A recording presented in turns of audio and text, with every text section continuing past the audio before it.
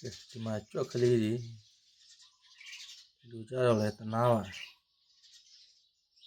ကဲမင်းတို့လွတ်ရကြွရအောင်တော့လှုပ်ပေးမယ်နော်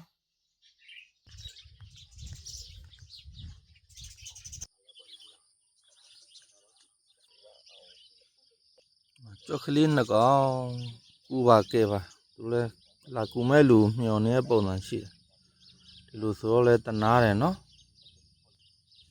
ကဲမင်းတို့နောက်ကအိမ်အောင်ဘယ်တော့မှမလာတော့နဲ့ကြားလားလွတ်ရကြွရအောင်